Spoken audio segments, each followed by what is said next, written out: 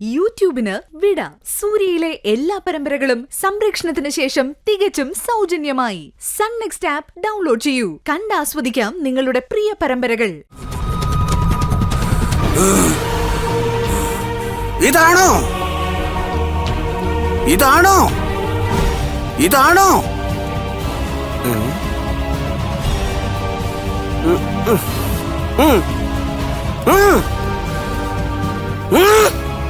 ഇങ്ങോട്ട് വരിക. കാണിച്ചു താ കാണിച്ചു താ.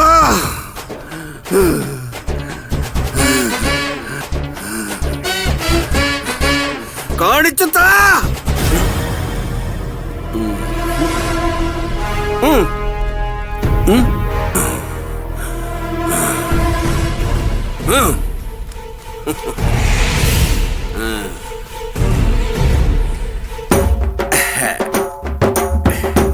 കണിവെള്ളരി പൊക്കോ.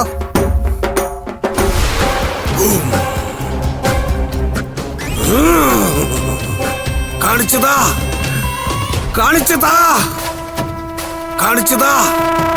പരിഹാസത്തിന്റെ മുന്നില് ഇത് ഞാൻ താഴെയിട്ടുടയ്ക്കും. തല താഴെ കിടന്നുരുളും. കണ്ടോ കണ്ടോ, ദുഷ്ടശക്തികൾ പ്രവർത്തിച്ചു തുടങ്ങിയത് കണ്ടോ? നിനക്കിങ്ങനെ അധിക നേരം പിടിച്ചു നിൽക്കാനാവില്ലടാ. എന്റെ മുന്നിൽ വാ. എന്റെ മുന്നിൽ. അങ്ങനെ പറയരുത്, ഞാനിവിടെ സ്വാമിയാണ്. പൊടാ പട്ടി. എന്തൊക്കെ നീ തരണം.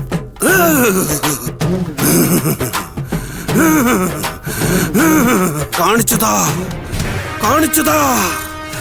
ഇതാണോ സ്വാമി? ഞാൻ ഈ തേങ്ങക്കുള്ളില് ബോംബ് വെച്ചിട്ടുണ്ട്. ബോംബോ? ബോംബല്ല, ബോംബ്. ചുമ്മാ സത്യം. വേല ഇറക്കല്ലേ വെറുതെ.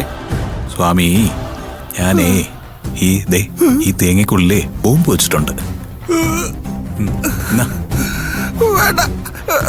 സ്വാമി അങ്ങോട്ട്. സ്വാമി ഈ തേങ്ങ എറിഞ്ഞാലേ വലിയ പൊട്ടിത്തെറി ഉണ്ടാവും. എല്ലാം അതോടെ തീരും. സത്യം. അതുകൊണ്ട് ദൂരെ എവിടേക്കെങ്കിലും എറിയുക, അല്ലെങ്കിൽ സ്വാമിയുടെ കാര്യം ഭും സ്വാഹ.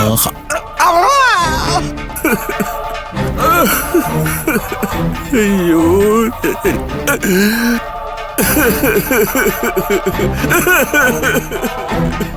എന്തു പറ്റി സ്വാമി? ദേവിയെ യഥാർത്ഥത്തിൽ ശരീരത്തിൽ ആവാഹിച്ചൊന്നുമല്ല. ഇത് ഉയിര് പോകുന്നതിന് മുമ്പുള്ള വേറെവല്ല. ഓം ബോംബായ സ്വാഹ. ബോംബെന്ന്. ബോംബല്ല, നാളെ ബോംബെയിൽ എനിക്കൊരു പൂജയുണ്ട്. ഈ തേങ്ങ ഉടയ്ക്കാതെ തന്നെ ദുഷ്ടശക്തികൾ കൊഴിഞ്ഞു പോകാൻ ഞാനൊരു അവസരം കൊടുക്കുകയാണ്. അതെങ്ങനാ സ്വാമി? തേങ്ങ ഉടച്ചാലല്ലേ പൂജ പൂർത്തിയാകൂ. ആരുടെ ദേഹത്താ ബാധയുള്ളതെന്ന് തേങ്ങ ഉടച്ചാലല്ലേ അറിയൂ. അങ്ങനെ ഒഴിയാ ബാധയ്ക്ക് ആശ്രയം കൊടുക്കണ്ട സ്വാമി. തേങ്ങ ഉടച്ചു തന്നെ ദോഷം മാറ്റിക്കോ. അതെ സ്വാമി, തേങ്ങ ഉടയ്ക്കണം എന്നല്ലേ സ്വാമി നേരത്തെ പറഞ്ഞത്?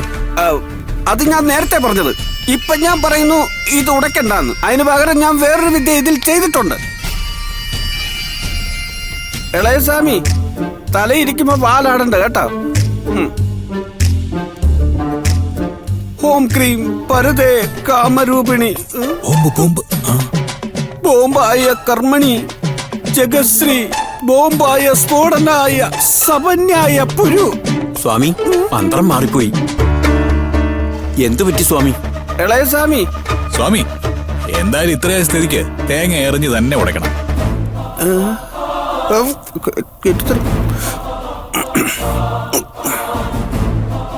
ശബ്ദിച്ചു പോകരുത്. ഇവിടെ ഞാനാണ് കർമ്മി. ഞാൻ തീരുമാനിക്കുന്നതാണ് കർമ്മം. Don't mistake me. സ്വാമി അങ്ങനെയൊന്നും പറഞ്ഞാൽ പറ്റത്തില്ല. തേങ്ങ ഇവിടെ ഉടയ്ക്കണം. ഉടയ്ക്ക സ്വാമി തേങ്ങ. അതെ, ഇവിടെ കർമ്മം ചെയ്യുന്നത് ഞാനാണ്. ഈ തേങ്ങ ഉടയ്ക്കണോ വേണ്ടയോ എന്ന് തീരുമാനിക്കുന്നത് ഞാനാണ്. ബാധയായാലും മനുഷ്യനായാലും ഒരു അവസരം കൊടുക്കണ്ടേ? ആശാൻ എന്താ ഈ പറയുന്നേ? ഈ തേങ്ങ ഉടച്ചാലല്ലേ പൂജ പൂർത്തിയാവൂ. ഉടയ്ക്ക് സ്വാമി. അങ്ങനെ പറയരുത് കുട്ടി. ഉടയ്ക്കാൻ ഇത്തിരി ബുദ്ധിമുട്ടാണ്. നമുക്ക് കോംപ്രമൈസ് ചെയ്യാം.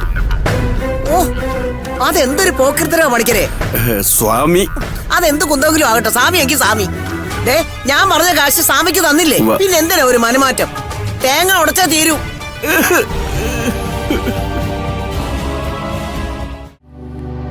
എന്നാലേ ആ ബന്ധത്തിനൊരു ശക്തി വരൂ. പൂജമോളെ, വീട്ടിലെ വിശേഷങ്ങൾ എന്തൊക്കെയുണ്ട്? അവിടെ വിശേഷങ്ങളേ ഉള്ളൂ സ്വാമിജി. ഇപ്പൊ പ്രിയയുടെ ദോഷവും പൂജയുടെ ബാധയും ഒക്കെ തീർക്കാൻ അമ്മ പൂജ നടത്താൻ പോവാത്രേ.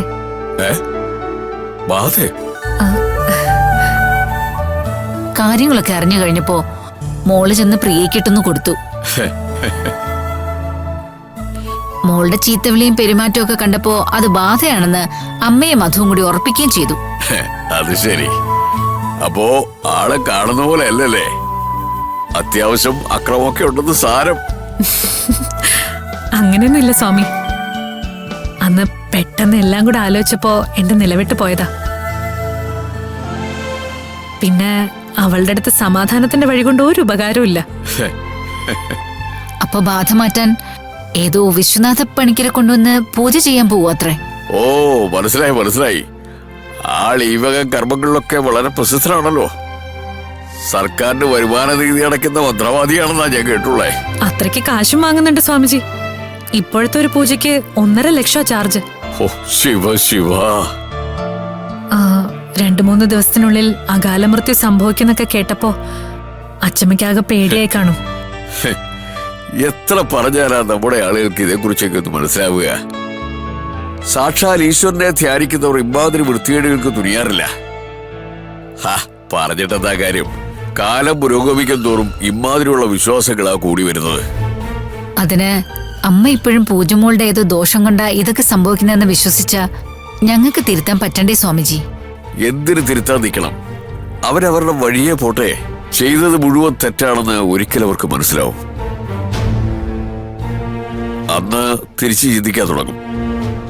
അങ്ങനെ കരുതാനേ നമുക്ക് കഴിയൂ. അമ്മ തിരിച്ചു ചിന്തിക്കുമെന്ന് കരുതാൻ വയ്യ. അങ്ങനെ കരുതണ്ട. സത്യത്തിനൊരു വഴിയുണ്ട്. ആ വഴിയിലൂടെ ഒരിക്കൽ എല്ലാവരും സഞ്ചരിച്ചേ പറ്റൂ. അപ്പോ അതുവരെ നടന്ന തെറ്റായ വഴികളെ കുറിച്ച് ഓർത്തേ പറ്റൂ. ഈ കുട്ടിയെ കണ്ടപ്പോ തന്നെ എനിക്ക് അരുണിമയുടെ മകളാണ് തോന്നിയില്ലേ? ഞാനത് പറഞ്ഞതുമല്ലേ? അതിപ്പോ സത്യമായി. അതുപോലെ അരുണിമയുടെ അമ്മയും സത്യം തിരിച്ചറിയും, പശ്ചാത്തപിക്കും. അത് കാലത്തിന്റെ ഒരു നീതിയാണ്. അപ്പോ നിങ്ങൾ അമ്മയും പോലും സംസാരിച്ചിരിക്കേ, ഞാൻ അങ്ങോട്ട് ചെല്ലട്ടെ.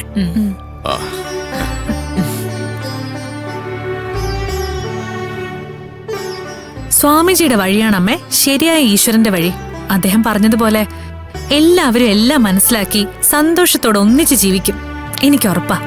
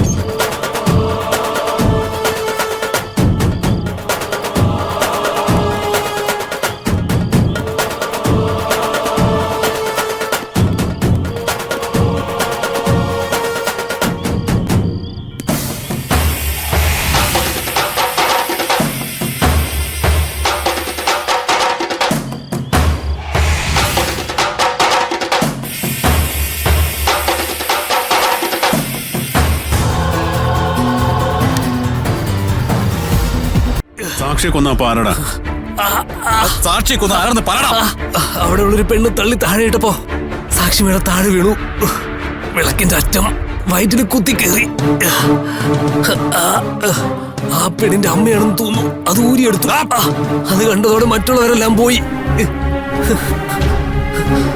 പിടിക്കപ്പെട്ടാലോ എന്ന് കരുതി ഞാൻ അവിടെ തന്നെ നിന്നു. കുറച്ചു നേരം അവിടെ ഇരുന്ന ആ സ്ത്രീ താഴെ പോയി. അപ്പോഴാ പ്രിയ അവിടേക്ക് വന്നത്. എന്നിട്ട് എന്താ ഉണ്ടായത്? പ്രിയ അവിടേക്ക് വരുമ്പോ സാക്ഷിക്ക് ജീവനുണ്ടായിരുന്നു. അവര് എഴുന്നേക്കാൻ ശ്രമിച്ചു. അത് കണ്ട് പ്രിയ അവിടെ ഇരുന്ന മറ്റൊരു വിളക്കെടുത്ത് അവരെ വീണ്ടും കുത്തി. എന്നിട്ട്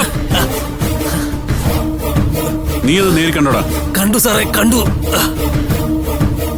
നീ ഇത് കോടതിയിൽ പറയുമല്ലോ അല്ലേ? പറയാൻ സാറേ. അപ്പോ മരണത്തിന് കാരണമായ രണ്ടാമത്തെ കുത്ത് പ്രിയയാണ് കുത്തിയത് അല്ലടാ? അതെ സാറേ, അതെ. എന്നിട്ടാ വിളക്കെവിടാ? അറിയില്ല സാറേ. സാക്ഷി മേഡം വീണതോടെ എനിക്കാകെ ടെൻഷനായി. എത്രയും വേഗം അവിടെ നിന്ന് രക്ഷപ്പെടണമെന്നായിരുന്നു. ഞാൻ ആരും അറിയാതെ അവിടെ നിന്ന് പോയി.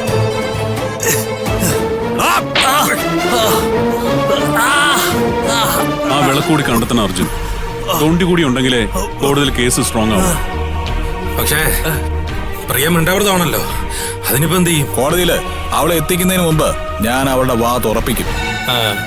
എന്നാ പ്രിയ ഈ കേസിൽ അറസ്റ്റ് ചെയ്യുന്നതുമായി ബന്ധപ്പെട്ട് ഞാൻ മുന്നോട്ട് പോവാം. ശരി എസ് പി സാർ, ആ അവളൊക്കെ എന്ത് ചെയ്തെന്ന് നമുക്ക് അവളെ കൊണ്ട് തന്നെ പറയിപ്പിക്കാം. ജോർജ് കുട്ടി, ആ കെട്ടഴിക്കും.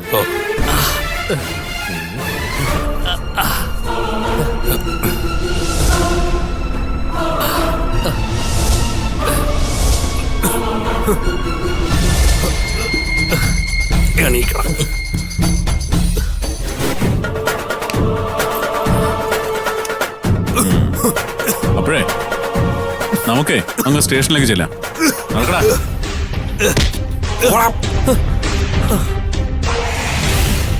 ഓ, ആ കാര്യം ശരിയായി. പക്ഷേ പ്രിയ സംസാരിപ്പിക്കാൻ നമ്മൾ എന്ത് ചെയ്യും? നാളെ വീട്ടിലൊരു പൂജ നടക്കുന്നുണ്ട്. പൂജയുടെ അവസാനം പണിക്കർ എല്ലാ ദോഷങ്ങളും ആ തേങ്ങയിലേക്ക് ആവഹിച്ച് അത് ഉടയ്ക്കുമെന്നാണ് കേട്ടത്. ഓ, ആ തേങ്ങയില് നമ്മളൊരു ബോംബ് വയ്ക്കും. ബോംബോ? ബോംബെന്ന് വെച്ചാ ഒരു ചെറിയ ഗ്രനേഡ്. അയ്യോ, കുഴപ്പമോ സാറേ? അങ്ങനെ ഒരു ബോംബുണ്ടെന്ന് നമ്മൾ പ്രിയോട് അവിടെ വെച്ച് തന്നെ അറിയിക്കും. അവൾ ഉറപ്പായിട്ടും എഴുന്നേറ്റ് ഓടും. മിഥുന സിനിമയിൽ നടന്നതുപോലെ സംഭവിക്കുന്ന ഉറപ്പുണ്ടോ? എന്ത് ചെയ്തിട്ടും അനങ്ങാത്തയറ്റോ അത്. അതിനൊരു വഴിയുണ്ട്. അവളോട് നേരത്തെ പറഞ്ഞ അവൾ ഒരുപക്ഷെ അത് വിശ്വസിക്കത്തില്ല. ആ തേങ്ങയിൽ ബോംബാണെന്ന് ഞാൻ അവളോട് നേരിട്ട് പറയാതെ അറിയിക്കണം. ഞാൻ ഫോണിൽ വിളിക്കുമ്പോഴേ താനേ ഞാൻ ഏൽപ്പിക്കുന്ന തേങ്ങയായിട്ട് വന്നാൽ മാത്രം മതി. ഒരു കാര്യം ചോദിച്ചോട്ടെ? എന്താ? ഈ തേങ്ങയില് ശരിക്കും ബോംബുണ്ടാവോ? ഇത്തിരി വലിയ ഏറുപടക്കം, ഇത്തിരി ശബ്ദവും പുകയൊക്കെ ആകുമ്പോ അന്തരീക്ഷം ഒന്ന് കൊഴുക്കുമല്ലോ. സമാധാനമായി. എന്താടോ? അല്ല, ബോംബെറിഞ്ഞ കേസ് വാദിച്ചിട്ടുണ്ടെങ്കിലും നേരിട്ട് ഈ വക സംഗതികളുമായി ഇടപെട്ടിട്ടില്ലല്ലോ.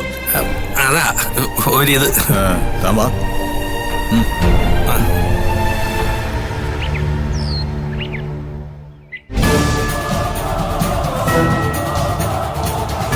അങ്കിളെ, അങ്കിൾ.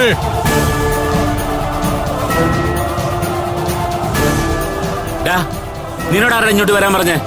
ഒരു ഗുണ്ട, പേര് കോതാട് സജി. എന്താ അറിയോ?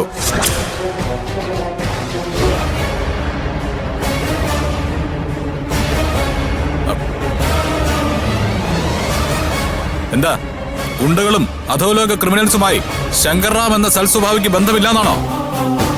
ഏട്ടാ, ഇവൻ എന്തൊക്കെയാ ഇവിടെ ഒന്നൊന്ന് പറയുന്നത്? അതെ, തിരിച്ചൊന്നും പറയാതെ ഏട്ടൻ മിണ്ടാതിരിക്കുന്നുണ്ടാ ഇവനൊക്കെ ഏത് സമയത്തും കയറി വരാനും തോന്നൊക്കെ വിളിച്ചു പറയാനും ലൈസൻസ് ഉണ്ടെന്ന് കരുതുന്നത്. കഴുത്തിന് പിടിച്ച് പുറത്താക്കാൻ എനിക്ക് അറിയാൻ മേഞ്ഞിട്ടൊന്നുമല്ല. ഏട്ടനെ ഓർത്താ പലപ്പോഴും ഞാൻ മിണ്ടാതിരിക്കുന്നത്. അതെ, എനിക്ക് സഹിക്കുന്നതിന് ചില പരിധിയൊക്കെ ഉണ്ട്. താൻ തനിക്ക് ചെയ്യാൻ പറ്റുന്നൊക്കെ കാണിക്ക്. പാതിരാത്രി ഒരു പെണ്ണിനെയും കുറെ ഗുണ്ടകളെയും കൊട്ടേഷനും കൊടുത്ത് വല്ല വീട്ടിലേക്ക് പറഞ്ഞയക്കാനേ തനിക്കൊക്കെ അറിയൂ.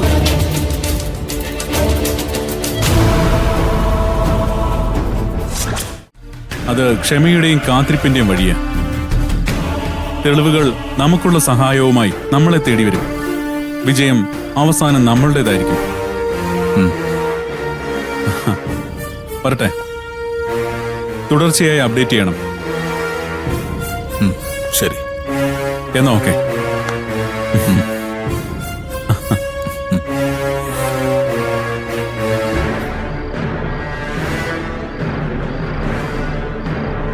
ശരിയടോ, പോയിട്ട് വാ.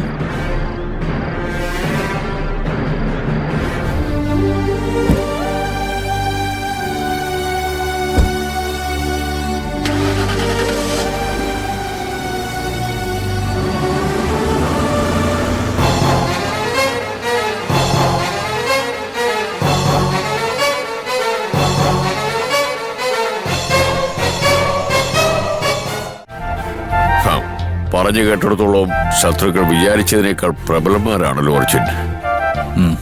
അതെ സ്വാമി, നമ്മൾ വിചാരിച്ചതുപോലെ ഒരു ചെറു സംഘമല്ല ഇതിനു പിന്നിൽ. പക്ഷേ ഇത്രമാത്രം ആളുകൾ ഇടപെടാനും പ്രശ്നങ്ങൾ ഉണ്ടാവാനുമുള്ള യഥാർത്ഥ കാരണം എന്താണെന്നാണ് പിടികിട്ടാത്തത്. ഇത്രയും അധികം കുഴപ്പക്കാരുമായിട്ട് പ്രിയയ്ക്ക് ബന്ധം വന്നത് എങ്ങനെയാണ്? സേനാപതി, സാക്ഷി, തേജ, ഇനി ആരൊക്കെ അവളുടെ ജീവിതത്തിൽ ഇടപെടാനിരിക്കുന്നു എന്നാണ് മനസ്സിലാവാത്തത്. അത് വളരെ സിമ്പിളാണ് അർജുൻ. ഒരിക്കൽ തിന്മയ്ക്ക് കൈകൊടുത്താൽ പിന്നെ മനുഷ്യ മനസ്സ് അതേ ആഗ്രഹിക്കൂ. അത് മനസ്സിനെ ഗ്രസിക്കാതെ സൂക്ഷിക്കാണ് വേണ്ടത്. പക്ഷേ തിന്മ കേൾക്കാനും അതിൽ ആനന്ദിക്കാനും അല്ലേ സ്വാമിജി ഭൂരിഭാഗത്തിനും താല്പര്യം? ശരിയാണ്. ഒരാളുടെ കുറ്റം പറഞ്ഞു വരുത്തുന്നതിനുള്ള ഉത്സാഹം നന്മ വരുത്തുന്നതിൽ ആരും കാണിക്കാറില്ല. ഒരടിസ്ഥാനവും ഇല്ലാഞ്ഞിട്ട് പോലും ഒരാളുടെ മേൽ തെറ്റാരോപിക്കാനുള്ള മനസ്സുണ്ടാവുന്നത് എന്തുകൊണ്ടാ സ്വാമി? വീട്ടിലെ കാര്യം തന്നെ നോക്കൂ. പൂജമോൾ എന്ത് തന്നെ ചെയ്താലും അതിലെ ശരി കാണാൻ അമ്മയും മറ്റുള്ളവരും ശ്രമിക്കാറില്ല. എന്നാൽ പ്രിയ പറയുന്നത് എന്തും കണ്ണു അടച്ച് വിശ്വസിക്കാൻ അവർ തയ്യാറാണ് താനും. അത് മനസ്സിന്റെ ഒരു കളിയാണ്. വികാരങ്ങളുമായി താതാമ്യപ്പെടാനാണ് മനസ്സ്. വിവേകപൂർവം പെരുമാറാനാണ് ബുദ്ധി. മനുഷ്യരോട് പ്രാഥമിക തലത്തിൽ ഇടപെടേണ്ടത് ബുദ്ധി കൊണ്ടാണ്. മനുഷ്യരുമായി ബന്ധപ്പെട്ട കാര്യങ്ങളിൽ തീരുമാനമെടുക്കേണ്ടതും ബുദ്ധിമുട്ട് തന്നെയാണ്. കഠോപനിഷത്ത് പ്രകാരം മനസ്സിനെ അടിസ്ഥാനമാക്കിയുള്ള തീരുമാനങ്ങളെ പ്രേയമെന്നും ബുദ്ധിയെ അടിസ്ഥാനമാക്കിയുള്ളതിനെ ശ്രേയം എന്നും വിളിക്കും. പ്രേരണ തന്നെ പ്രേയത്തിന്റെ അടിസ്ഥാനം. പ്രേരണ കാമത്തിന്റെയും അർത്ഥത്തിന്റെയും ഉൽപ്പന്നമാണ്. അതടിസ്ഥാനമാക്കിയുള്ള തീരുമാനങ്ങൾ നാശത്തിലേക്ക് നയിക്കൂ. പ്രിയ എന്ന പെൺകുട്ടിയെ നയിക്കുന്നത് പ്രേയം അടിസ്ഥാനമാക്കിയുള്ള തീരുമാനങ്ങളാണ്. അതാണ് കൂടുതൽ മനുഷ്യർക്ക് പെട്ടെന്ന് മനസ്സിലാക്കാനും അംഗീകരിക്കാനും കഴിയുന്നത്.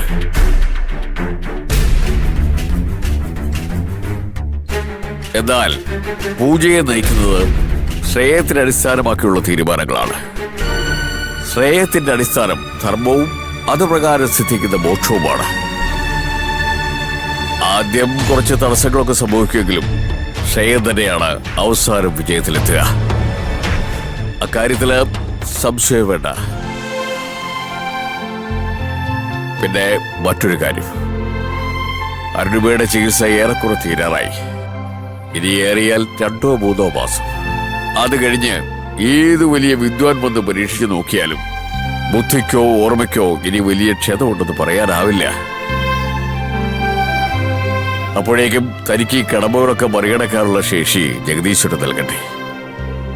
അപ്പോ നിങ്ങൾ സംസാരിക്കേ, ഞാൻ ചെല്ലട്ടെ.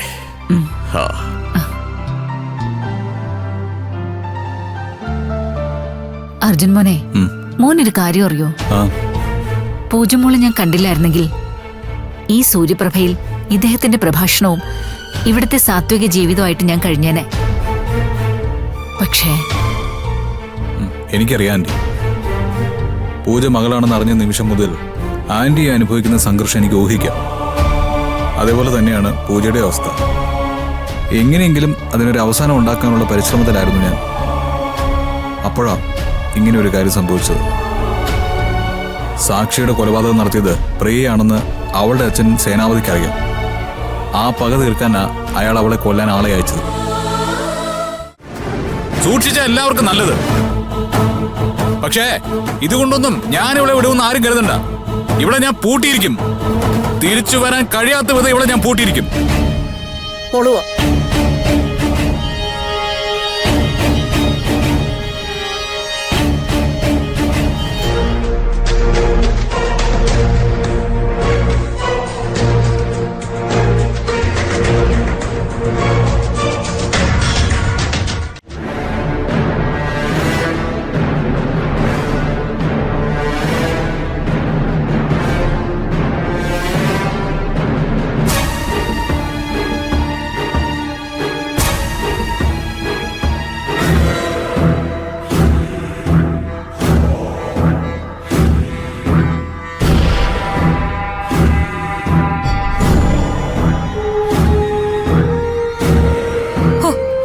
അടുത്ത കുതന്ത്രം എന്ത് വേണമെന്ന് ആലോചിക്കായിരിക്കും അല്ലേ? അതെ, നിന്നെ എങ്ങനെ ഇവിടുന്ന് തുരത്തണം എന്ന് ആലോചിക്കുക. എന്താ? കൊള്ളാം കൊള്ളാം. അതിന് നീ ഇനിയും ജനിച്ച് നിന്റെ തന്തയും തള്ളയെ ഉപേക്ഷിച്ച് സ്വയം വളർന്ന് ദാ ഇത്രയും ആവേണ്ടി വരും. ഇത്രയും കാലത്തെ മിണ്ടാവ്രതത്തെ പൊളിച്ചെടുക്കാൻ ഞങ്ങൾക്ക് പറ്റുമെങ്കിൽ ഇനി നിന്റെ കള്ളക്കളി അവസാനിപ്പിക്കാനും ഞങ്ങൾക്ക് കഴിയും. വിശ്വനാഥനച്ഛനിൽ നിന്നും അമ്മയിൽ നിന്നും നേരിട്ട് സത്യം അറിഞ്ഞു വന്ന അന്ന് ഞാൻ നിനക്ക് തന്നത് ഓർമ്മയുണ്ടല്ലോ. അന്ന് പറഞ്ഞതൊക്കെയാ എനിക്കിപ്പോഴും പറയാനുള്ളത്. ഒരു ആന്റിസിപ്പേറ്ററി ബെയിലുമായി എന്റെ അച്ഛൻ നിന്നെ രക്ഷിക്കാൻ വന്നെന്ന് കരുതി നീ രക്ഷപ്പെട്ടെന്ന് വിചാരിക്കണ്ട പ്രിയ. എനിക്കറിയാടി, നീ നിന്റെ അർജുനും കൂടി എനിക്കെതിരെയുള്ള എല്ലാ കുരുക്കും മുറുക്കുമെന്ന് എനിക്കറിയാം. പക്ഷേ അത് ഏതറ്റം വരെ പോയാലും പ്രിയ കണ്ടൊരു ലക്ഷ്യമുണ്ട്. അത് ഞാൻ നേടിയിരിക്കും. നിങ്ങൾക്ക് പരമാവധി കഴിയുന്നത് എന്താണ്? ഇപ്പൊ തലയ്ക്ക് സുഖമില്ലാതെ ചികിത്സിച്ചുകൊണ്ടിരിക്കുന്ന ആ സ്ത്രീ എന്റെ അമ്മയല്ല എന്ന് സ്ഥാപിക്കാൻ കഴിയുമായിരുന്നു. എന്തു പറഞ്ഞടി? ഓ, ഓർമ്മക്കുറവിന് ചികിത്സിക്കുന്ന സ്ത്രീ, അങ്ങനെ പറഞ്ഞാ മതിയോ? നിങ്ങളത് തെളിയിക്ക്. അതിനു മുമ്പ് എനിക്ക് ചെയ്യാനുള്ളതൊക്കെ ഞാൻ ചെയ്തോളാം. ഇനി നിനക്ക് ഒരു ചുക്കും ചെയ്യാൻ കഴിയില്ല. ഈ വീടിനകത്ത് നീ കഴിയുന്നത് കൂട്ടിൽ കഴിയുന്നത് പോലെ തന്നെയാ. ഇതിന്റെ അകത്തിരുന്ന് നീ എന്ത് ചെയ്താലും ഞങ്ങൾ അറിയും. സാക്ഷിയുടെ കൊലപാതകത്തിന് പിന്നിൽ നീയാണെന്നും പിന്നെ തേജയുടെ മരണത്തിന് കാരണവും നീയാണെന്നും അജുവേട്ടൻ തെളിയിക്കും. എന്നാലേ വെല്ലുവിളിക്കാതെ പോയി അത് ചെയ്യാൻ പറ. എന്നെ കൊല്ലാനായി നിങ്ങളാണ് ആളയച്ചതെന്ന ഞാൻ കരുതിയത്. പിന്നെ അയാൾ എനിക്കെതിരെ സാക്ഷി പറയാൻ പോലീസിന് കീഴടങ്ങിയെന്നറിഞ്ഞപ്പോ ആകെ ഒരു സംശയായി. പക്ഷേ നിന്റെ ഭർത്താവ് അർജുന്റെ മാസ്റ്റർ ബ്രെയിൻ ആയിരുന്നു അതെന്ന് പിന്നെയാണ് എനിക്ക് മനസ്സിലായത്. നിന്റെ ഭർത്താവിന്റെ കള്ളത്തരം എനിക്ക് മനസ്സിലാവില്ലെന്ന് കരുതിയ പൂജ. എന്നെ കൊല്ലാൻ ആളയക്കുക, അയാളെ നിന്റെ ഭർത്താവ് തന്നെ പിടിച്ചു നിർത്തുക, അയാള് സാക്ഷിയോടൊപ്പം വന്ന ആളാണെന്ന് നീ തന്നെ മൊഴി കൊടുക്കുക, അതിന്റെ അടിസ്ഥാനത്തിൽ അയാളെ മാപ്പ് സാക്ഷിയാക്കി എന്നെ ശിക്ഷിക്കുക. കൊള്ളാം. നിന്റെ അർജുനെ നല്ല ക്രൈം ത്രില്ലർ എഴുതാൻ കൊള്ളാം. അങ്ങനെ ഒരു സാക്ഷി കോടതിയിൽ നിലനിൽക്കില്ല എന്നുള്ള പ്രാഥമിക ബോധം പോലും ഇല്ലാത്തവനായി പോയല്ലോ പൂജയെ നിന്റെ പ്രിയപ്പെട്ട കെട്ടിയവൻ. നീ പറഞ്ഞത് ശരിയാ, സാക്ഷിയെ കൊന്നത് ഞാൻ തന്നെ.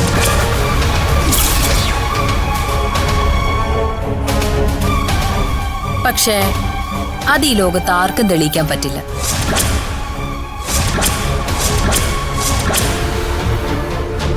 എനിക്കെതിരെ മൊഴി കൊടുക്കാനായി ലോക്കപ്പിലെത്തിയവൻ അവിടെ കിടന്നില്ലെങ്കിൽ ചത്തില്ലേ? പ്രിയയുടെ സ്വാധീനം അത്രയ്ക്ക് വലുതാണെന്ന് ഇനിയെങ്കിലും നീ ഓർത്തോ. പിന്നെ നീ ഇവിടെ കിടന്ന് ചെയ്തു കൂട്ടിയതൊക്കെ അതൊന്നും ഞാൻ ഒരിക്കലും മറക്കാനോ പൊറുക്കാനോ പോകുന്നില്ല. പകരം അതിനേക്കാളും വലിയ വേദന നീ അനുഭവിക്കും. നിനക്ക് വേദനിക്കുമ്പോഴല്ല, നിന്റെ പ്രിയപ്പെട്ടവർക്ക് വേദനിക്കുമ്പോഴാ നിന്റെ ചങ്ക തകരുന്നെന്ന് എനിക്കറിയാം. ഞാൻ തന്തയും തള്ള ഇല്ലാത്തവളാ, അതുകൊണ്ട് തന്നെ അവരോടൊന്നും ഒരു മമതയില്ല താനും. നിന്നോടൊപ്പം കൂടി എന്നെ കുറെ ദ്രോഹിച്ചവളാണല്ലോ നിന്റെ അർജുന്റെ അമ്മ. അമ്മയില്ലാത്തതിന്റെ സങ്കടം എന്താണെന്ന് നിന്റെ അർജുൻ അറിയാൻ പോകുന്നേ ഉള്ളൂ.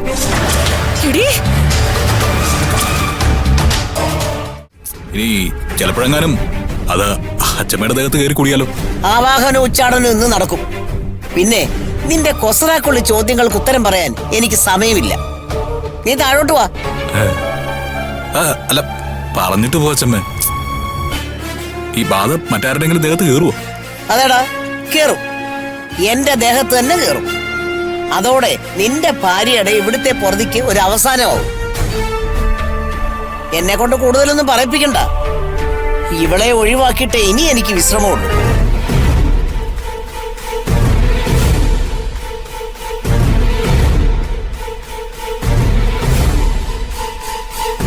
അതെ, ഇപ്പൊ മതിയായല്ലോ. തനിക്ക് വിഷമായോ അത് കേട്ടിട്ട്? എന്നാ പിന്നെ എനിക്ക് വിഷമിക്കാനല്ലേ നേരം കാണൂ. താനൊരു കാര്യം ചെയ്യും. ആ പ്രിയ വേണമെന്ന് നോക്കിയിട്ട് അത് വന്ന് എന്നോട് പറ. നമുക്ക് നമ്മുടെ പണി തുടങ്ങാനുള്ള നേരമായി. അല്ല, എന്താ ശരിക്കുള്ള പ്ലാൻ? എന്നോട് വരെ മൂടി വെച്ചിരിക്കുകയാണല്ലോ. താൻ അറിഞ്ഞ് പേടിക്കേണ്ടെന്ന് കരുതി മനഃപൂർവ്വം പറയാത്തതാ. അയ്യോ, അത്ര സീരിയസ് ആയ എന്തെങ്കിലും പരിപാടിയാണോ പ്ലാൻ ചെയ്യുന്നത്? ഒരു ചെറിയ ബോംബ് പൊട്ടുന്നു, അത്രേ ഉള്ളൂ.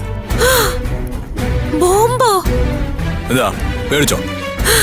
രാജുവേട്ടാ, അനാവശ്യമായിട്ടുള്ള പരിപാടിക്കൊന്നും നിൽക്കരുത് കേട്ടോ. താൻ പേടിക്കാതിരിക്കണം. കാര്യം അവള് ചെയ്തൊന്നും നമ്മൾ മറന്നിട്ടില്ല. പക്ഷെ അതേ രീതിയിൽ തിരിച്ചടിക്കാൻ നിന്നാ അത് നമുക്കെതിരായി സംഭവിക്കൂ. ഇല്ലടോ, ഇതൊരു കുഞ്ഞേർപ്പാടാ. ഏറ് പടക്കം വെച്ചൊരു കളി. ഇത് തീരുന്നോടെ പ്രിയയുടെ കള്ളക്കളി പൊളിയും. വേറെ ഒന്നും സംഭവിക്കാൻ പോകുന്നില്ല. താൻ നോക്കിയോ? താനൊന്ന് ധൈര്യമായിട്ടിരിക്കുക. അവസാനം ഇതിനും ഞാൻ സമാധാനം പറയേണ്ടി വരില്ലല്ലോ അല്ലേ? ഒരിക്കലുമില്ല. താൻ പോയി ആ പ്രിയെ കൃത്യമായിട്ട് പൂജ നടക്കുന്ന സ്ഥലത്ത് എത്തിക്കാൻ നോക്ക്. അവള് വന്നില്ലെങ്കിൽ നമ്മുടെ പദ്ധതി പൊളിയും. അവളെ കൃത്യമായിട്ട് ഒരു സ്ഥലത്ത് തന്നെ ഇരുത്തണം. അത് ഞാൻ ഏറ്റു. എന്നാ താൻ പോയിക്കോ. പറഞ്ഞേ.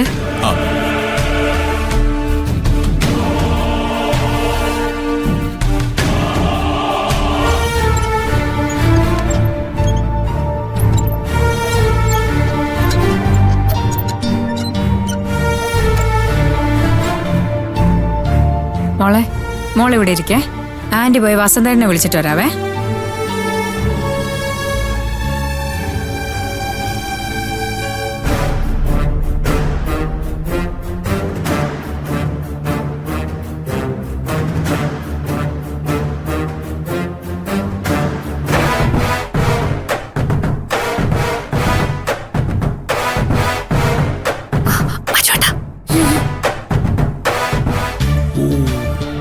ഇവിടെ ഇരിപ്പുണ്ടായിരുന്ന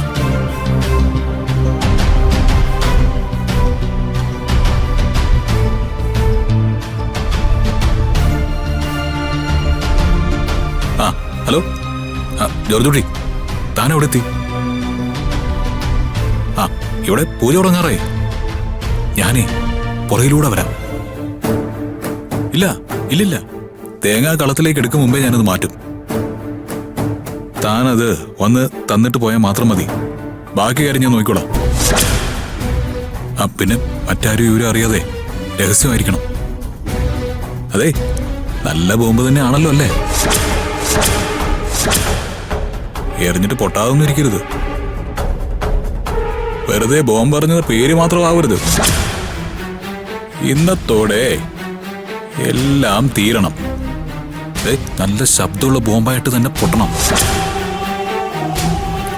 ഓക്കെ, അത് മതി. ചാവുന്നെങ്കിൽ ചാവട്ടടും. അച്ഛമ്മ വിളിച്ചുകൊണ്ടുവന്ന പണിക്കരുടെ തലയിൽ ഞാനതങ്ങ് കെട്ടിവെക്കും. ദോഷം മാറ്റാൻ വന്നവൻ ദോഷത്തെ ജീവനോട് അങ്ങ് ഇല്ലാതാക്കിയെന്ന് ഞാനങ്ങ് വരുത്തി തീർത്താ പോരെ? ബാക്കിയൊക്കെ കോടതിയിൽ നോക്കാന്നേ. ഈ ദോഷം മാറാൻ ചെയ്യുന്ന പൂജയ്ക്കൊന്നും കേസെടുക്കാൻ വകുപ്പില്ല. ബാധയ്ക്കെതിരെ കേസെടുക്കാൻ നിയമവുമില്ല. പ്രിയ പൂജയെ കുറെ കൊല്ലാൻ നോക്കിയല്ലേ. ഇപ്പൊ അവസരം കിട്ടിയപ്പോ നമ്മളത് തിരിച്ചു ചെയ്യുന്നു. അത്രേ ഉള്ളൂ. ഈ അവസരം ഞാൻ എന്തായാലും മിസ് ചെയ്യില്ല. ശരി, താൻ വെച്ചോ. ഞാനേ പുറകിലൂടെ ഗേറ്റിലേക്ക് വരാം.